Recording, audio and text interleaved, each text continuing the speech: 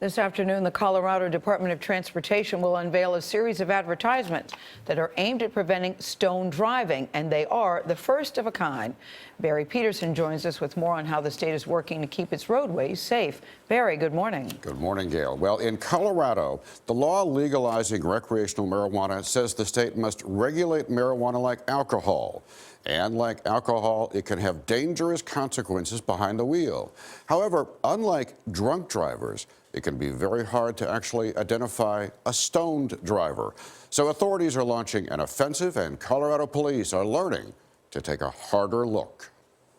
Drugs and cannabis. Keeping Colorado roads safe starts with the latest in training right here in this Denver classroom, where the material sounds more like science than police protocol. You will be estimating an angle of onset from 30 degrees all the way up to 45 degrees in increments of 5 degrees. Spotting impaired drivers might not be new, but learning to identify stoned drivers is a work in progress. These state troopers are part of a 9-day course specifically training to spot drivers under the influence of marijuana. In the end, 25 police officers were certified as drug recognition experts, armed with knowledge on how to administer a range of tests at a highway stop. We're kind of learning along as it goes as far as how much it's affecting people. Blake White is a sergeant with the Colorado State Patrol. He says he encounters high drivers at all times of day. There tends to be people that get up in the morning and part of their routine is they smoke marijuana. Right. So that's something they do prior to work. So what are you kind of on the lookout for here? A thing I like to look for is varying speed. People that are speeding up, slowing down, kind of really just driving erratically in general. Driving is a divided attention task, so marijuana kind of stops that effectively. You can't do it as well.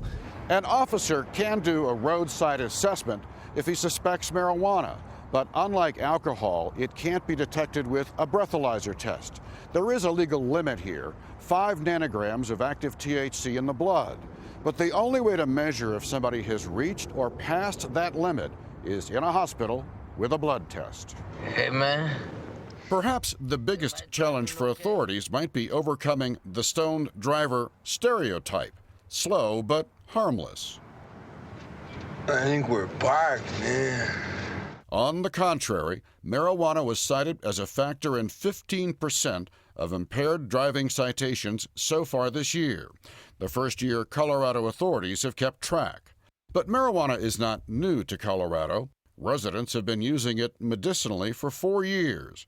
Now, with recreational pot legal to anyone over 21, the number of users has exploded. This one will be a little bit stronger, costs $2 more. Keeping his state safe in this new era is a top priority for Governor John Hickenlooper. I want to be able to say we did everything we could to try and make sure this transition to recreational legalized marijuana was done effectively and fairly, and it still didn't work.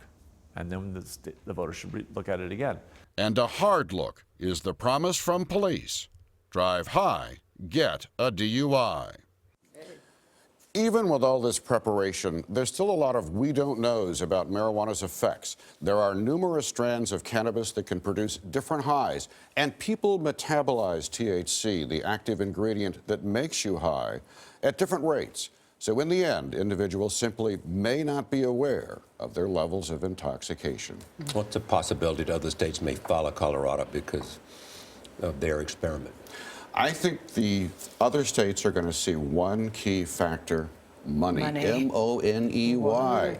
The governor of Colorado is already estimating that the state will make $140 million extra in taxes, and all the cities that sell marijuana are going to get millions more. And so far, it's been a very calm experience. So why not have a calm experience and put hundreds of millions of dollars in your bank account? All right, Barry Petersen, great to have you here. Nice to be here. Thank you so much.